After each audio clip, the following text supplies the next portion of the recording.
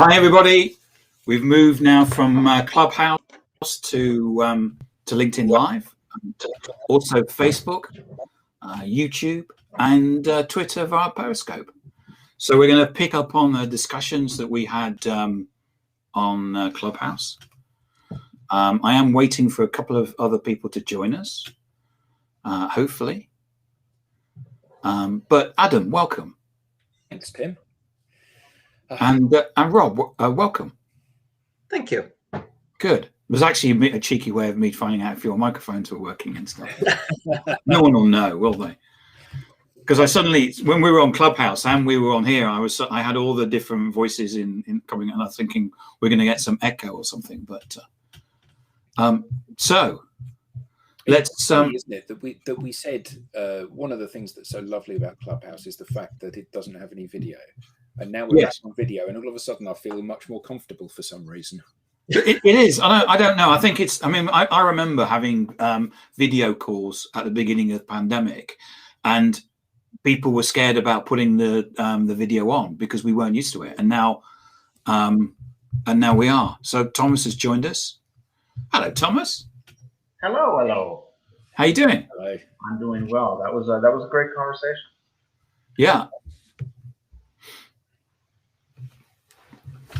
So are we carrying on the same conversation here? How does that? We are, yeah. So Neville, Neville's. Thanks, Neville. Appreciate it. Hi, Neville.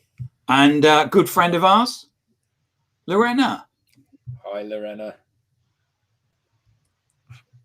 And Eric's joined us.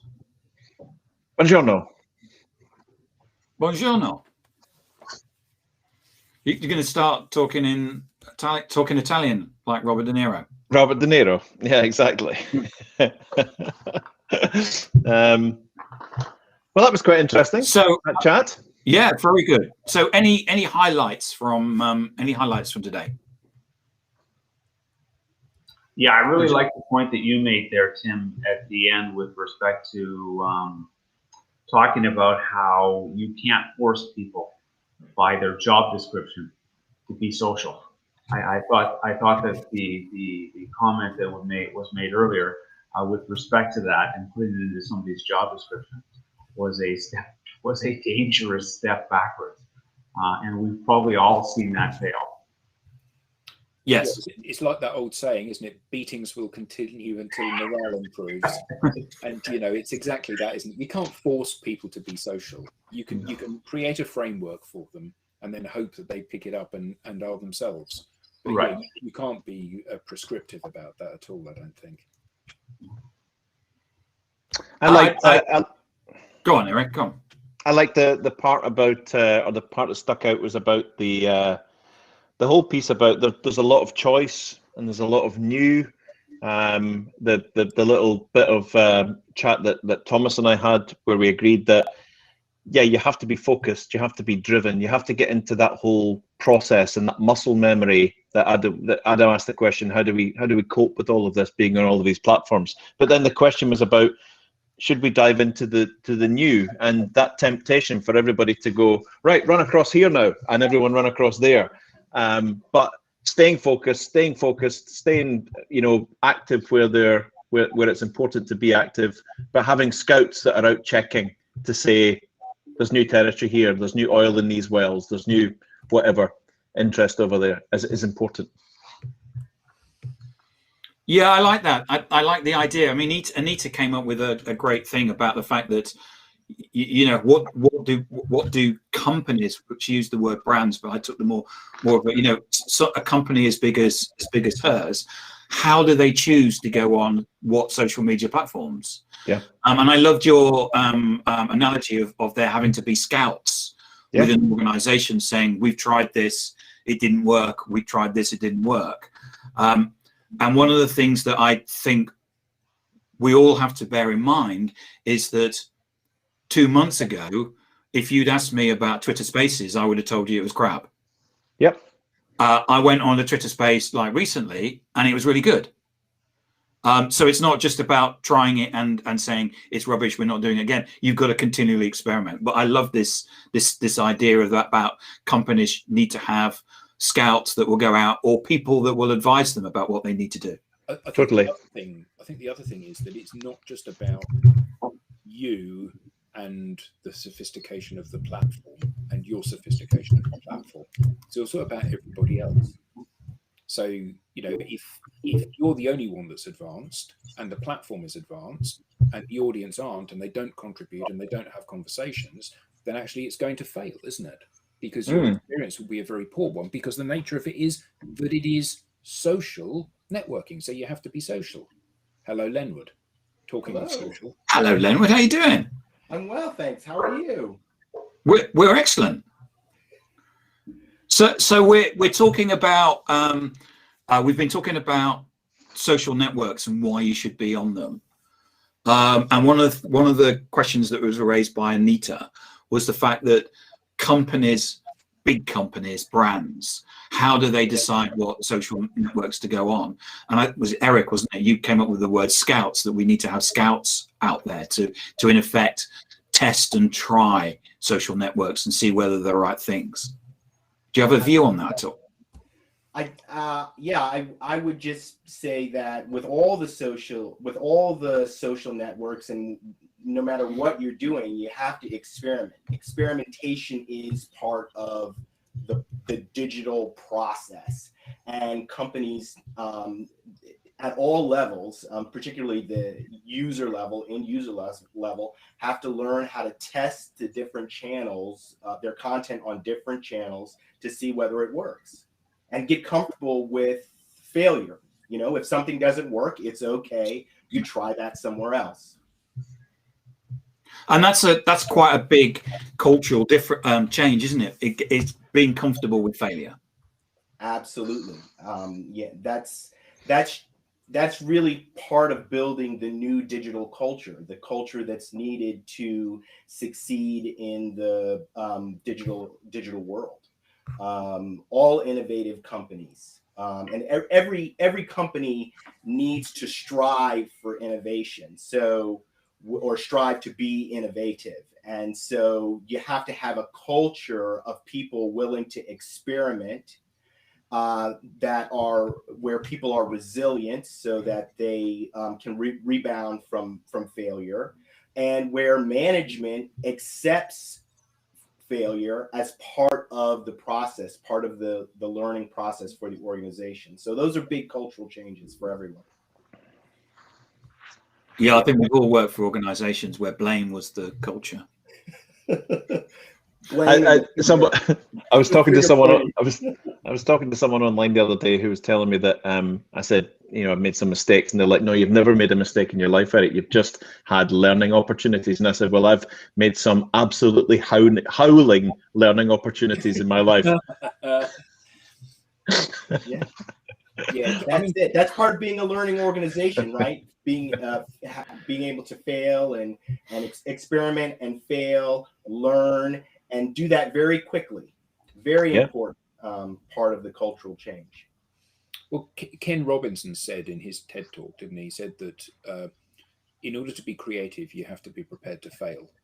Now, he said, I'm not saying that creativity and failure are the same thing, but what we know is that you'll never do anything original if you're not prepared to get it wrong. Mm-hmm. I think that's not just a corporate belief system, though. That's a personal belief system, isn't it? You have to be prepared to stand up and make a bit of a fool of yourself. And the great thing about making a fool of yourself on a social network, particularly a new social network, is that there's probably not going to be many people there to see you make a fool of yourself. So there's a degree of safety attached to that, isn't there? Yeah, for sure. But there is something quite exciting. I think you said it, wasn't it, Adam? That you know, being involved in something in a social network early days, because we've seen a whole bunch of social networks come and go, and I've seen, you know, I remember someone telling me that there was a blockchain social network, and they actually invested money in it, and they wanted me to join, and I actually got Tim as went in and chose Tim, but it never took off.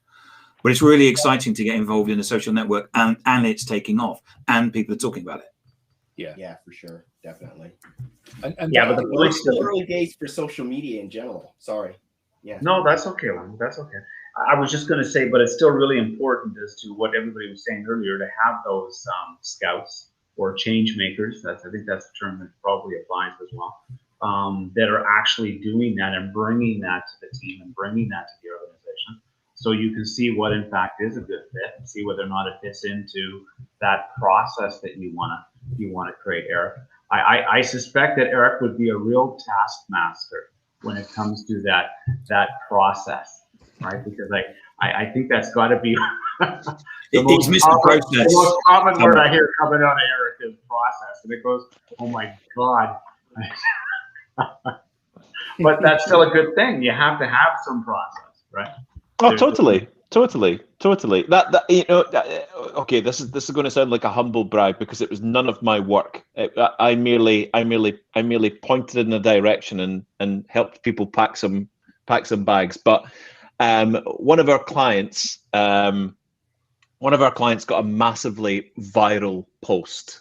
I think it's become quite famous now. It's ridiculously viral post, 13,000 likes, 1.2 million views of a very, very simple little post that just went viral. Then one of their colleagues went viral a couple of weeks later. So out of a team of 6, now 4 of them have gone viral.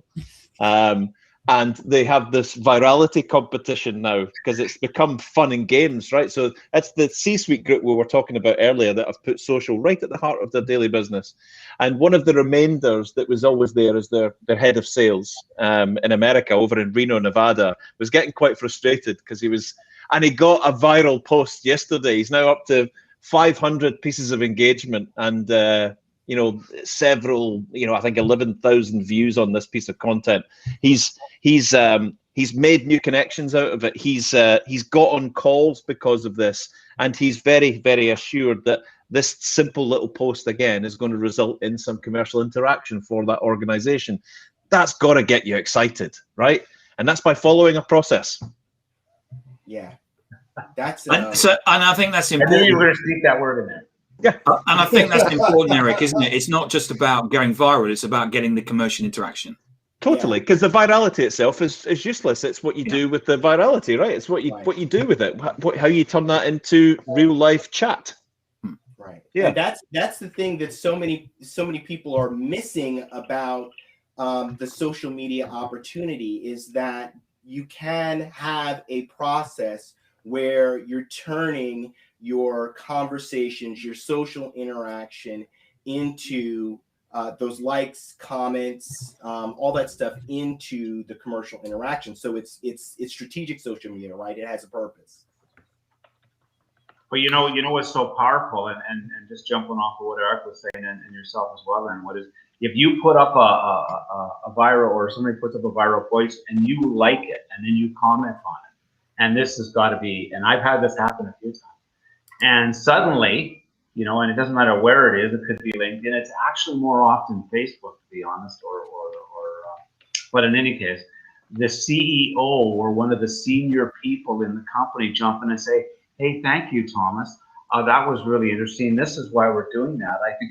And that blows me away. Yeah. And if it blows me away, and I'm somebody that lives on social a great deal of time, can you imagine what it does to the people that aren't as active? So, but to Eric's point, that creates, a whole culture and a whole attitude and a whole different persona for that business, and that's more powerful than anything you'd ever buy. Yeah, that's such a great point, because the organization, when things aren't working, right, then frustration and anger and blaming permeate, right? And the opposite is true. When you find something that does start to work and things do start to tick together, then people are excited, they want to do it, they want to be involved, and it just changes everything culturally. Yeah, great. So one of the points that was made in the Clubhouse session, and we always get this sort of seesaw of opinion, and it's not like people disagree with each other. It's actually that there's an agreement, which is, the question is, why do we go to social? And some of it is we go there to be with like-minded people, and the other is that we go there to meet new people. And I know from my experience with Twitter, I've met hundreds, if not thousands, of new people on there. And then, if I've met people from Twitter in when I was in Seattle in 2019, the only thing that we had in common was the fact that we knew each other from Twitter. But from a commercial interaction perspective, it gives us a great opportunity to not only keep with our tribe, but also find new people to bring into our tribe, and then maybe even to have a commercial interaction with them. Any points? Oh, totally agree with that. In fact, I'm actually surprised. I've only had a couple of people talk to me about, the next salesperson I want to hire, and this is, due in some part because of our conversations. I want to make sure that, they have this big a network on Twitter or on LinkedIn. Wow.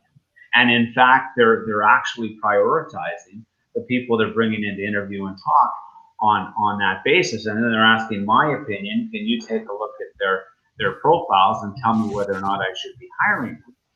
And so to me, that creates a whole opportunity, doesn't it? Right? Whole opportunity for you to train them, Thomas. I had never even thought of that, Eric. There's opportunity everywhere, Thomas.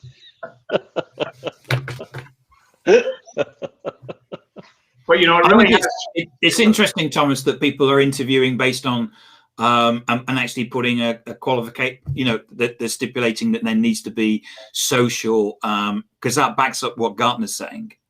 Yes, that really is true. And the one department that I love working with above all else is HR, because so many HR people really do get it now, right? And I tell HR, you really need to talk to marketing because you get it, and they don't always. So, but HR gets it, and they're seeing the power and the ability for them to move through their recruiting, hiring, and development process so much faster and cheaper with the online world. So totally, I would agree with that. Yeah, I had a call with a CEO this week, and he said the most social person in the world was the head of HR. The sales team don't understand it, but HR do. And he said, one of the things he's trying to do is that, if you're going through he's trying to explain to sales, look, if your buyer's going through a buying process, they're not just going to evaluate the product, they're going to evaluate the service, they're going to evaluate the culture. And therefore, there should be people from HR and the CEO online, because they are the ones generating that environment that your prospects and your customers are going to see. Yeah, and even further in the right, the customer success team, right? If the new customers can see the customer success people engaging with existing customers in conversations, it becomes very transparent, and they see what their future will be, right? When you move through the sales process after you're a customer, this is what the future is going to be. You're going to get this kind of interaction. So there is some interaction that's happening on the social media platform. There's interaction that might be happening on a Slack channel or on Teams or something like that. But you want to give them visibility and a sense of what it's like to be part of that ecosystem, right? It's new. What a change, right? You can remember just a few years ago, if you went into a boardroom and people were all on their cell phones or their smartphones, that was a bad sign, right? And sure as heck, somebody's going to tell everybody to put them all away. And today, of course, that's exactly the opposite. We tell them to pull out the smartphone and to be talking to and engaging and online and active and be part of that world. In fact, you don't need to be here. Go do that. That's going to be a lot more productive for the company than you're being present for this meeting. And you're just going to be closer. When you're on social media, and you're just having conversations naturally. Of course, you're going about your sort of strategic activity and having conversations as part of your strategic activity. But when you're engaged with your customers, or they're seeing your content on a daily basis, you are getting closer to them. It's not like you only talk to them on the phone, or it's only through email. When you add this new dimension of social media, it's just, you're so much closer, so much closer. I'm amazed by social media every day. I am. It has been actually really thrilling in terms of how I have expanded my, I would say reach, but just the people that I'm talking to on a daily basis. I'm talking to people all over the world every day. And it is totally amazing. I got some inbound this morning from a company in India, right, that wants to do some training. So,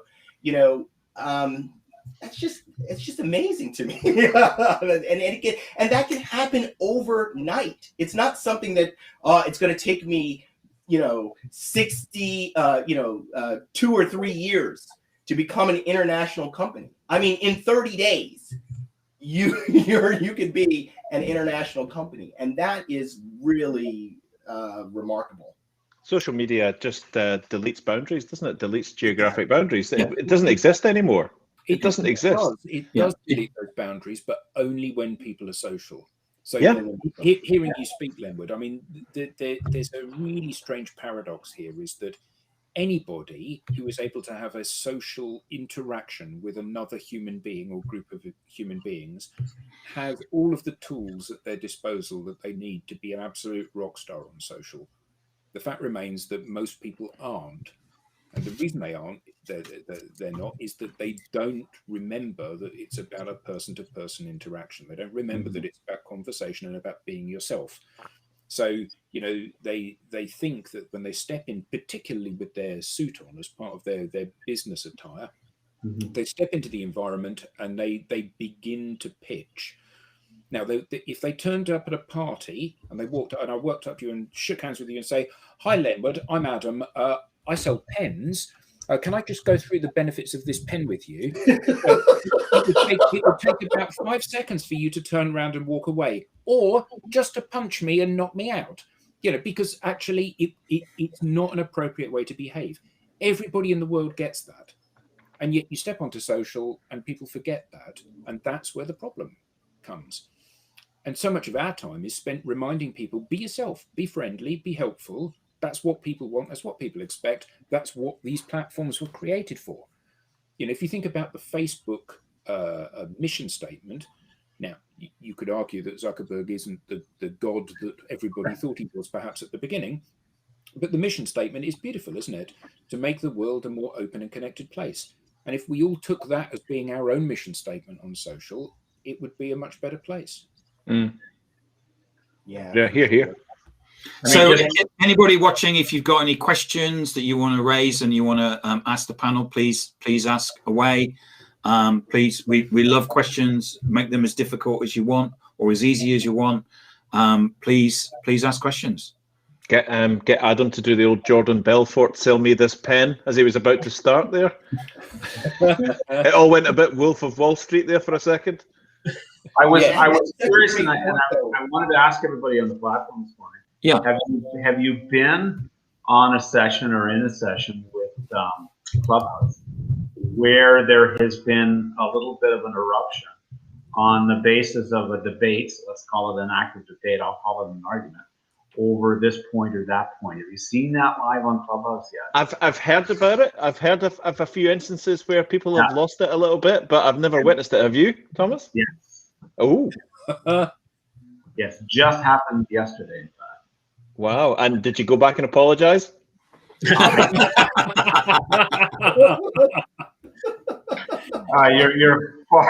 far too astute.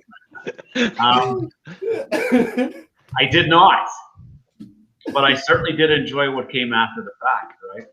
Right. You have to unpack this now because we're all intrigued. It was really, really interesting, and it was two diametrically opposed opinions. And as you guys know, I'm involved in the leather industry quite a bit, and it was actually a group that's related to that.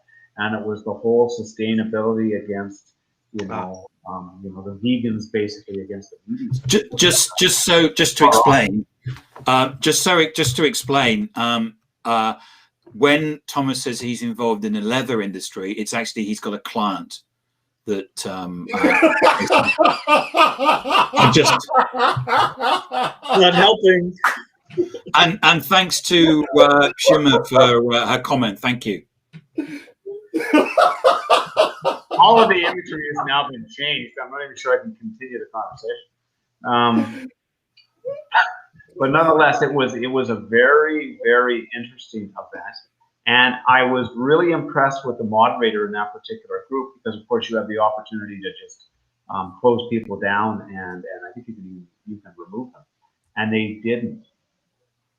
And they let it go, and they let the audience come in, and there, took about 10 minutes. But there turned out to be a really productive, fruitful, interesting back and forth, about the good, the bad, and and I think the interesting thing, Thomas, is the fact that there is a brand taking the discussion onto Clubhouse, because we were talking about, Anita was saying in the Clubhouse that how do brands get to actually talk, and here is a brand talking about, and I've seen, was it PwC or KPMG?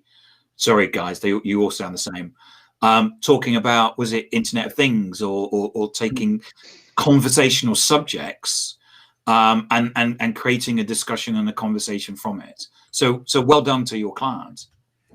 Yeah, and they did a really good job of it, and they kept their cool, and it turned into a very productive conversation.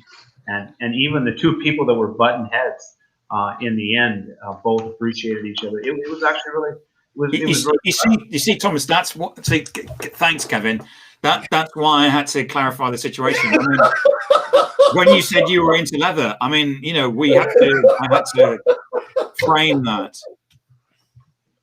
I've got to be much more careful on social. Poor Kevin's got. There was a weird spike in engagement right when you said that. Yeah. Everyone's piling in there. Everybody's checking my profile picture. The influencer conversation is taking a turn, and there was a spike. Poor Kevin's got an image he'll never be able to unsee.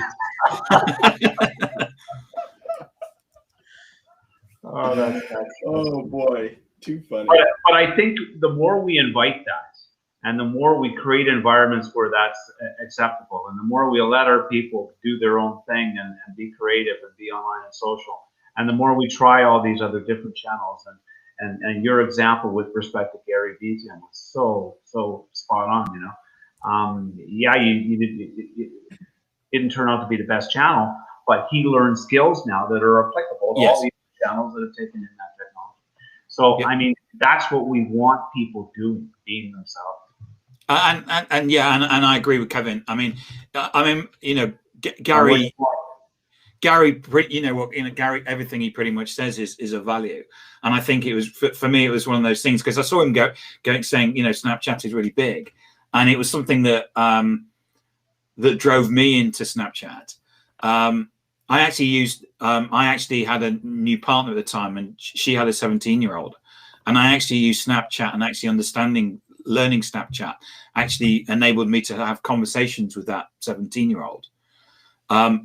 But the things that I've learned on Snapchat I've taken on and then actually used on video. Unfortunately, I bore everybody because I keep changing my Facebook picture to pictures that I've created on Snapchat. It amuses me. I doubt it amuses anybody else. No. I'm not just blowing smoke here, but I sit and chuckle a lot at how you present yourself on Facebook. It's just fabulous. It's always. I just deliberately. I've always got a picture with hair. I just keep week after week. There's a picture of me differently with hair, and it's just. But anyway, it's about those skills, and I think the Clubhouse will either be bought or will become something else. But the thing is that what we're learning, the same with this LinkedIn Live. I mean, in a way, this is our second one, and we're still experimenting with it.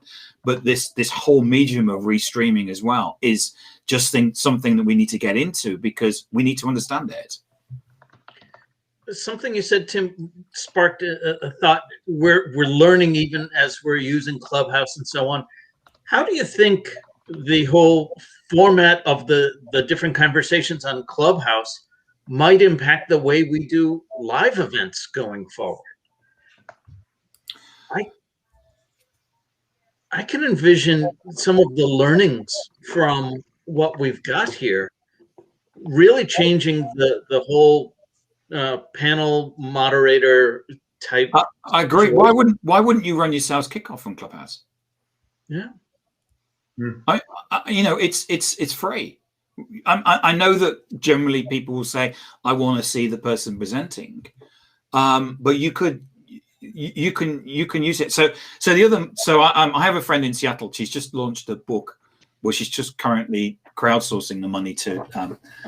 So Terry's written a book about how to blog on Instagram, which is blog on Instagram.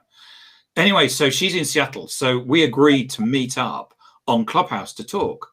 We didn't phone each other. We didn't Zoom call each other. We basically agreed I will be there at 7 o'clock in the morning, my time, and that's 11 o'clock her time. She uses Clubhouse. Basically, she says it's a bit like a podcast. She just puts it in her ears and listens.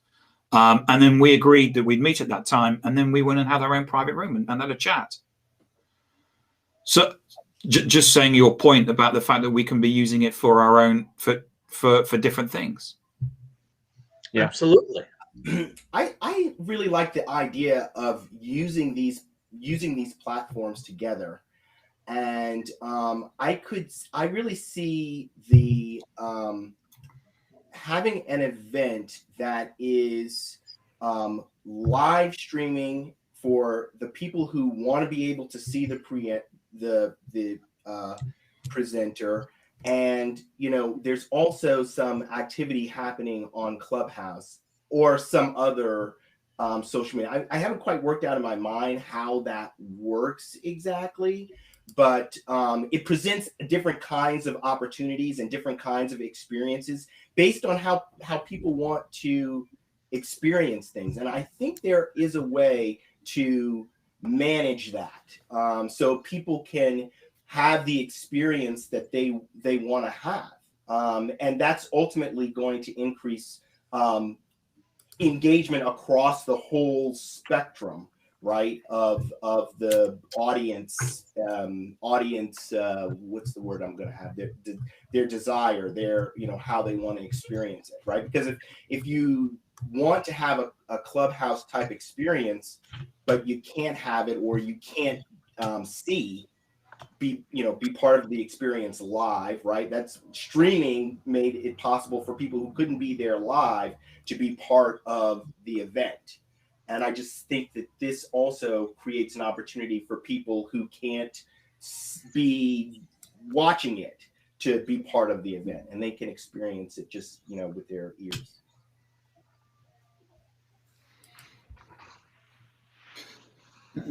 So I'm just working through some of the things that we were talking about. Enables you to meet new people, which is what Kevin said. We need scouts, which is what Eric said. Social isn't part of my job, which is what Anita said. And you said something, Thomas, about COVID-19. You may not remember what he said, and all I wrote was COVID-19, and it was one of those things I went, wow, that's one of those mic drop moments. Thomas has done another one at 1:45. Every week he does it. Yeah. COVID-19, and there's a silver lining to every cloud, is that famous saying, but it's changed so many things. I mean, when you look at people's perception of work today versus what it was before, that is not the same.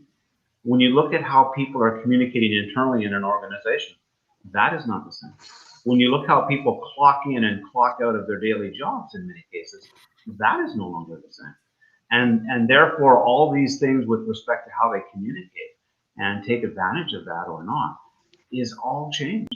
And so people now, they go into Clubhouse and they're talking to customers and they're doing things that they weren't doing when they were back at their desk, at GM or Ford or IBM or wherever it was. And they're doing these things. and our opportunity to show companies how to, you know what, you need, this is great.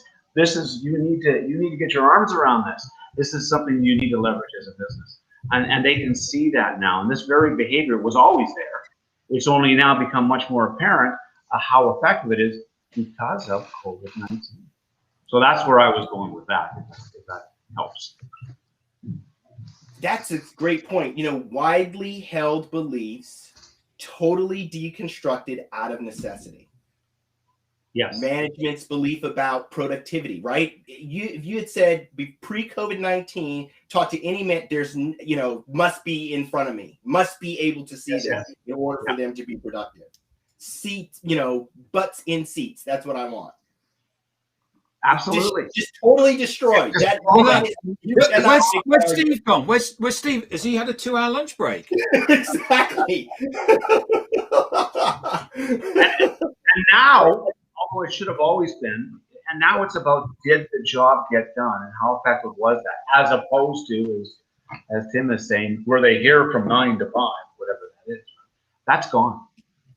It's just gone. Do you think it has? That's my question. So I would like to think it had. I would like to think that people are being employed and paid for their output. But Right. I think there's still a huge number of managers that are using, you know, they've got a cleft stick and they can beat you with either end. Thomas, you haven't made your number. Or Thomas, you were 10 minutes late for work. Well, you can't. We've got a client that says that they always use carrots and sticks. It's an old joke because they said if they don't work to the stick, then they beat them with the carrots.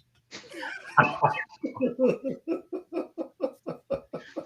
like that. It'd be interesting from the audience. Do you think the workplace has changed at all over the last 12 months, and whether it will go back to the way it was 2019, where we're all going to go on a train covered in germs to sit in an office with a whole bunch of people spreading germs? Do you think that will happen? So I think there's going to be a hybrid. It's not going to be one extreme or the other extreme. There's going to be a mix, and as Adam so rightly pointed out, there's still going to be a lot of people that are stuck in their old ways, and you know, slowly but surely they will be removed as that dying plant was in your office. So that will change. It's not going to happen overnight, but I can tell you that COVID moved that along very, very nicely. And there's been an enormous change for people that are awake. Has it? Woke. That's the word. So I think that I would like to believe that, but I think that what we are seeing is that organizations are mindful of the fact that their staff have struggled in the last 12 months, that people are battling with mental health issues and loneliness and all of these ideas. But as soon as this is over and some semblance of normality returns, I think that we will still be in that situation where it's 9:10. Oh, half day today, Thomas, and comments like that. I think that we will still find that people default back to that factory working mentality of you clock in at 9, you clock out at 5. Yeah, I'm going to disagree with you. Millennials. I hope you're right. I hope you're right, Thomas. Yes, well, I'm always the optimist. Thomas, you live in a particular place in the US where, how do I put this politely? Their normal life is carried on. Yeah, I would say there's a lot of truth. There hasn't been a lot of people self-isolating and things like that. So what are you seeing in terms of that change? Whereas my experience is I talk to people all over the world, Australia, India, America, and we're all sitting at home working, and none of us want to go back to the office. Yeah, well, you know, but that's still very much true here. So while day-to-day life is maybe not as greatly impacted in many areas of the U.S. as it has been in other areas around the world, primarily because the attitudes are just different. But I will say that more people are working from home even yet, Tim. So that is still very true, right? And most of the meetings that I have, the people at the other end are in their home office, right? Yesterday I did something that was a first for me, and I had a virtual doctor's appointment. Thank God you said that. I thought you were going back to leather again, Thomas. Eric, I'm starting to think it's you with the problem there. It is. But Thomas, but Thomas, you've also been asked to deliver face-to-face training in Texas. That is very true. That is very true, and Texas is its own conversation. But I will say that so that is coming, and I'll add to that. I'm going to do it, right? So that is a different attitude, but still 90+% of our meetings are in that light and are so that understanding is there. But more importantly, whatever we come back to in terms of the new reality.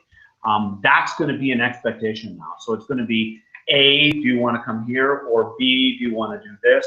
And then ultimately it's based upon where you are in that conversation and the importance of doing one versus the other on the basis of what you bring to fruition, right? But in most cases, it's going to be, let's not waste time. Let's get on a Zoom call or a virtual this or that, hash it out, get to where we need to be. And if we need to take it further, we can. If we don't, then we don't have to. But no waste has been accumulated along the way. I really think it's going to become a competitive issue where the market is really going to take care of it, because there's going to be an enormous competition for talent, and the people who get the digital culture thing and are making the behavior changes, those people are going to be more valuable. Think about the person that's activated a powerful social network. That person has increased their value on the market. And there's going to be a lot of competition for those people going forward. And I think it will be a bit like the use of whale oil. Thank God it's not that. Let me tell you where I'm going. It all came to you knew that we were all going to stop when you said that, didn't you? It was a dramatic pause for effect. It was, wasn't it? It was comedy pause. Yeah. It's going to be a bit like the use of whale oil, right? So before whale oil was used widely for lighting at night, factories did not stay open at night. Right. So then it becomes a competitive issue. If your factory can keep the lights on at night by using whale oil that is cheap and good, then your people are going to be able to work more, right? And so ultimately what happens is the people who say, well, we can't work at night, we can't do it. They say, but my competition, they're working at night. And I've got to work at night. So it's going to be the same kind of thing where I've got to, in order to compete in the market for the best people, I've got to have a flexible work environment, or I'm not going to compete. That's very true. And just off of what Adam said earlier with respect to, the other side where there are a lot of people that won't change. Millennials now make up the biggest part of the population. They're the biggest part of the consumer population. And you've got Gen X and Gen Y, and their behaviors are completely different. Yeah, their values are different. Totally. And if you don't employ that thinking, that mentality, and those values in what you're doing, just to your point, you will not be competitive. You will not attract those people, and you'll soon not be as effective in your own marketplace, right? Yeah. So I think that's the change that's rapidly coming, right? And I think that's what drives it, along with all these technological changes. I'd love to hear the C-suite conversations about travel budgets right now. Yes. It must be brilliant. Yeah, travel and marketing budgets must be amazing. So the travel manager sitting down there, right? Things are opening up again. So how much budget am I getting for travel? Let's think about this for a minute. Yeah. Yeah, very, You know, very virtual, interesting. Yeah. It's So I back think in 2013, 2014, I was working in a corporate company and they decided to cut travel. Because as a technology company, the view was we had the technology, therefore you don't need to travel because we've got because you can use the technology. And it made no impact on the revenue of the organization. In fact, we made 15% more profit. Now we're only the UK, so we're only part of a big corporate, but the UK turns over $1 billion. So if you work out what an extra 15% profit was on the $1 billion, you can understand that the next quarter came along. They said you're not traveling again.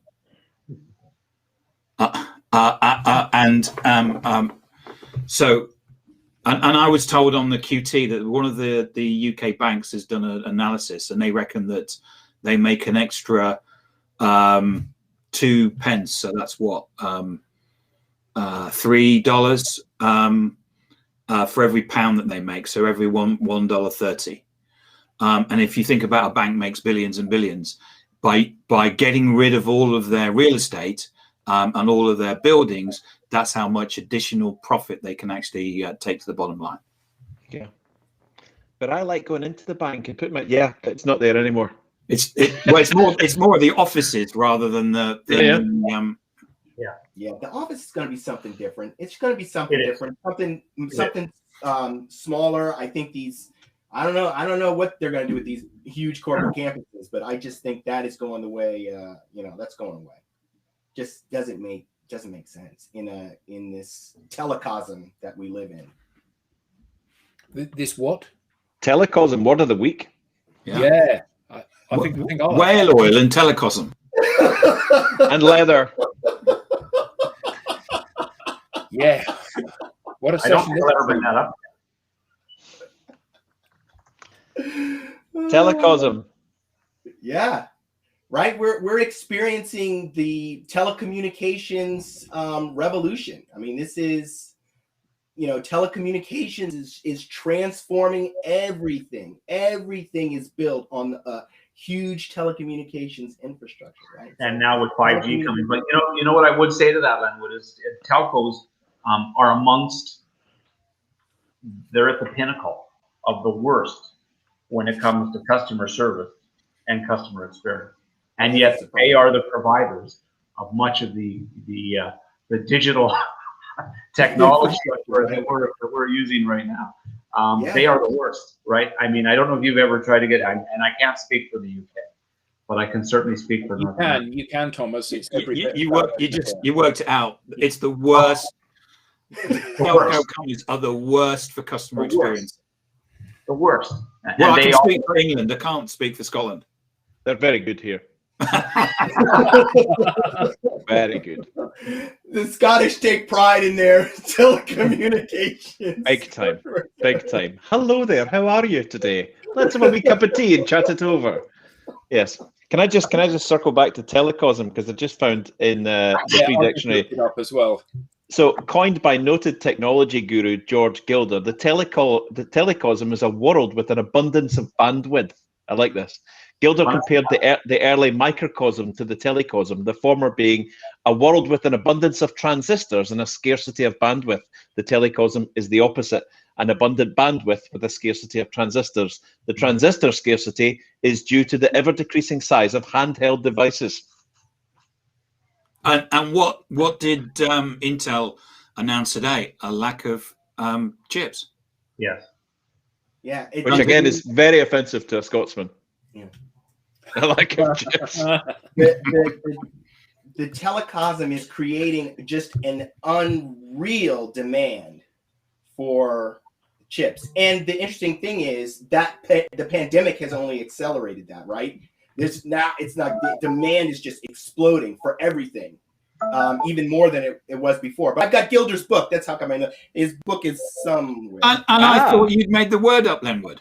No, I didn't make that. I was just about to say to everybody, remember where you heard it first. I was hoping to go on to Farlex, the free dick, coined by noted technology guru Lenwood Ross. I was hoping for that. I was updating Wikipedia. Noted futurist. Futurist. If Kevin O'Donnell's still online, I don't know if he is or not, but I'm sure he's into telecos and being a tech-minded energy man. Yeah. So where are we now? Anything else you pulled out of the Clubhouse? Because I've gone through all of my notes and all of the big moments. Come on, Well, at least.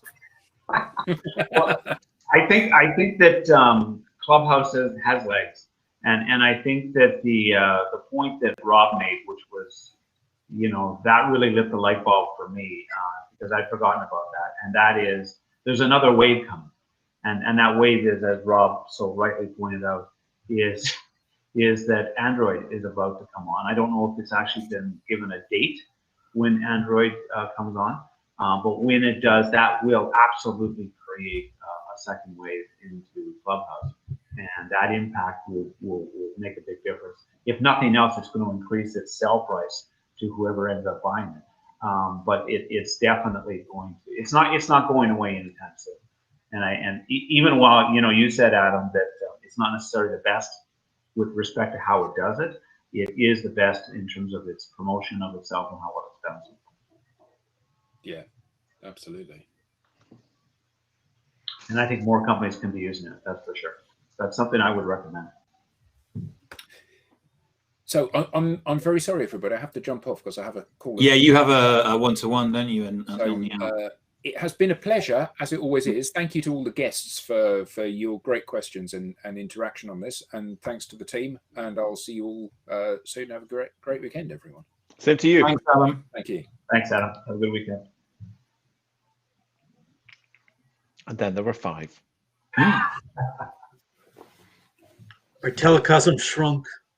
The telecosm shrunk. So how are people finding the Restream experience? I think it's lovely. I know that for a couple of you it's new. Other people it's your second week. But how are you finding it? Well, this is my first time on it. It's really quite interesting. I think it's really cool. I'm going to experiment next week. I'm doing my first live next week on Wednesday. I'm going to start advertising that. So next week. Is it a live Cruxcast or something different? Something different. So I'm just doing a LinkedIn live. Actually, that's a beautiful link. So what I'm going to do is we did something interesting this week where I lent out my podcast to someone to allow them to do something. So this person came to me and said, I really think you should do a Cruxcast about this. And I said, actually, you know all about this. Why don't you know like when these big popular bloggers have a guest blogger? And I like that concept. So we've got a guest host on our podcast. It's kind of weird, but it's been great fun to do. And we staged a little takeover video and stuff like that for a bit of fun. So what I'm going to do is with the Matt, the chap that run that, is I'm going to unpack what he learned from doing that debate with some really learned people in that space. The whole issue is about transitioning ex-armed forces people into corporate world or into jobs, and how it hasn't been particularly great and well handled before. But now there's new amendments to the Armed Forces Act that are forcing care and forcing employers and the armed forces to look after these people more. And provide training and do all of that, maybe in a slightly better way than they had been done. So what we're going to do is it's an excuse to tie up a thread of content that's been running through for a couple of weeks now, and we're going to unpack that next week. But so, when is that, Eric? What time? That's Wednesday at 12 o'clock midday UK time. UK time, okay. Yes, sir. So I'm now swithering whether, just for comparison's sake, whether to use Restream or to use another platform just to see what it's like. But I really love this. I actually prefer this to, I know it's not apples for apples, but I prefer this to Zoom. I think this is a nice space to be in. I do too. Yeah, it's lovely. It's really nice. It's more informal, isn't it? It's I don't know, it's very cozy. Yeah. Very cozy. Very cozy indeed. Yeah, I think so. I think you're right. So yeah, I'm experimenting with that and looking forward to first live. You're an old hand now.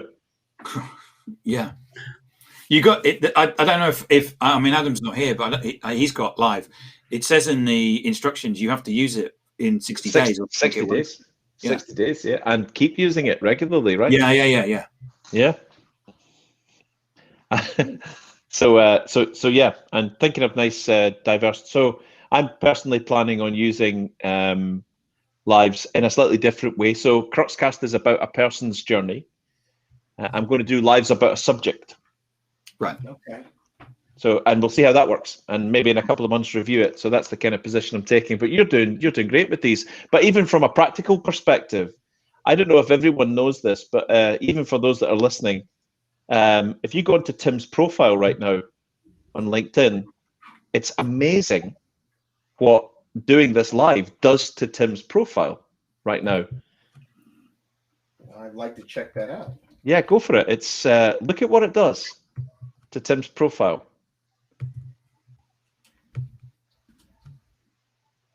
Have a look at that. Wow. Ooh, moly. So the live experience is now the banner. Wow. And users, if they drop in past Tim's profile, can just click through directly, just hover over and join. That's really cool. Wow, that is really, really cool. I really like that. And that's that- rather and don't forget, new. yeah, and don't forget, I'm also streaming to Twitter through Periscope, my YouTube channel, and to Facebook. Wow. And hi to Neville. Thanks for dropping in. Good afternoon from That's great. Southend Does on it do Sea. the same thing to your Twitter profile? Yeah. Oh my Very goodness. powerful. So Lenwood and I did the first Tim talk yesterday on this, and it was pretty cool. But the thing about there's a difference. If you're getting questions coming in, it can be a diversion to the conversation that you're trying to, Of course, in your head and the journey that you've mapped out in your head. So sometimes you have to pick the question and then go back to the. But yeah, it adds a nice dynamic as long as you're happy with that.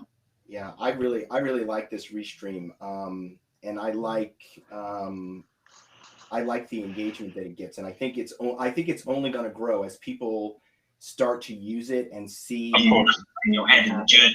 I think it'll grow. Yeah. I think someone's looking at your profile with the audio on. That's me. Yep.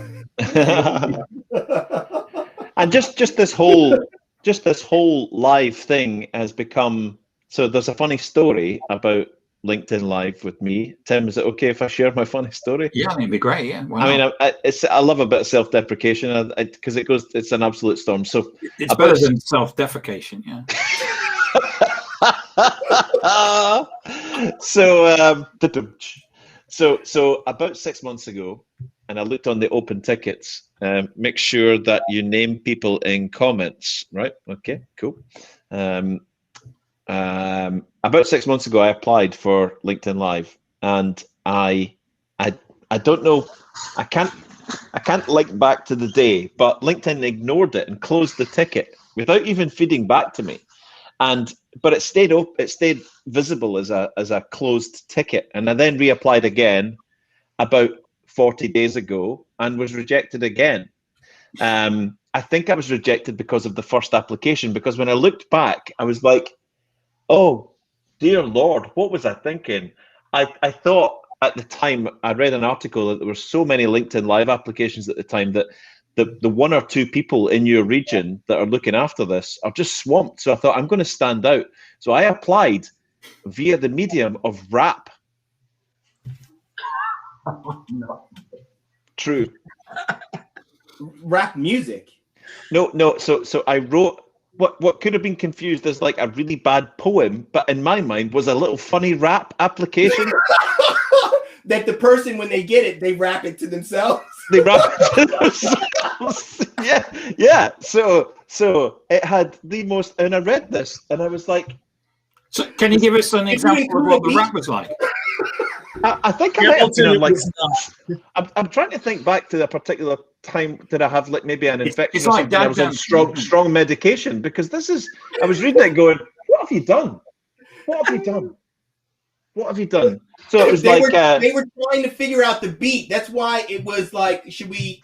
They couldn't. no, You know, no, a properly dreadful. I mean, like cringe-worthy dreadful. I come from the north, not the south. It's okay. I don't have a potty mouth. I mean, utterly dreadful, dreadful. Yeah. So Tim and Adam had said, look, there seems to be a thing right now. Try again.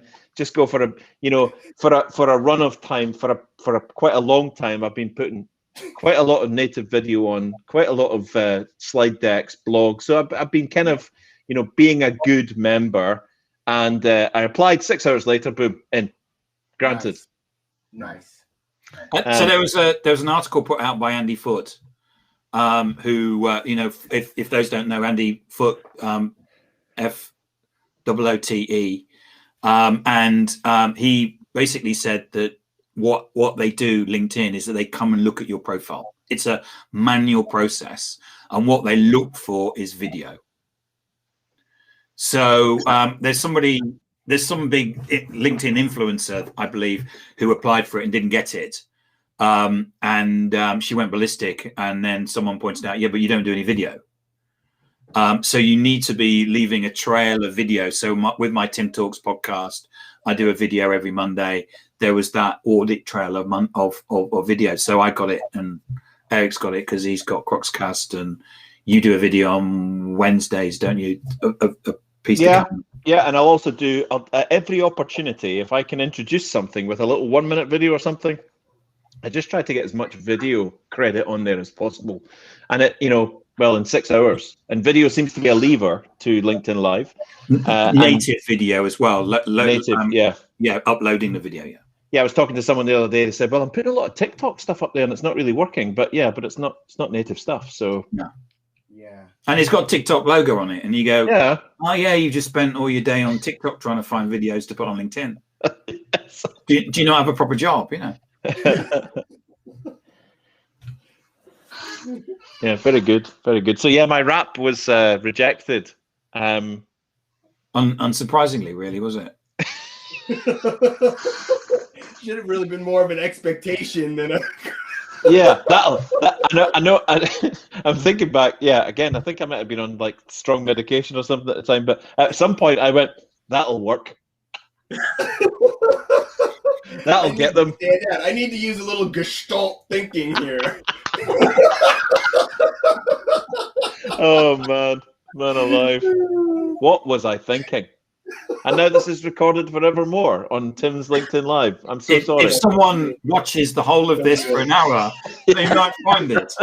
The likelihood of I think we're safe. I think we're safe.